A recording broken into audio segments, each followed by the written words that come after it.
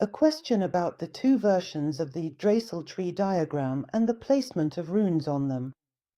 One version is used in your lectures and Oleg Shaposhnikov's. Another exists, author unknown. Runes are positioned differently on these diagrams.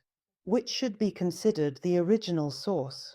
In this case, it's not really possible to talk about an original source because there simply aren't any. The information we receive is, so to speak, insider information. It comes to us from our gods, right? In other words, we receive the diagram, we receive information about how this diagram works. Then we work out for ourselves why the diagram is like that, how it works, and how it would work if it were different. The diagram you mentioned, yes, I've seen it too. I don't know where it comes from, to be honest with you. Honestly, I have no idea.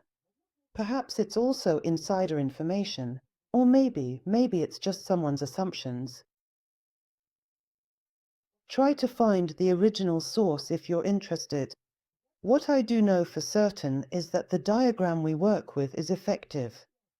The diagram that Master Shaposhnikov uses is absolutely functional. It very accurately describes the structure of our reality. As for the other diagram, I haven't looked into it. I don't know, maybe it also describes the structure of someone's reality. If this interests you, if you get caught up in the process, you'll find it engaging.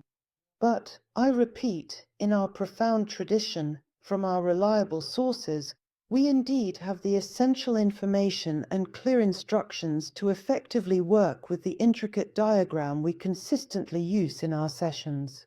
So far, it certainly hasn't let us down at all.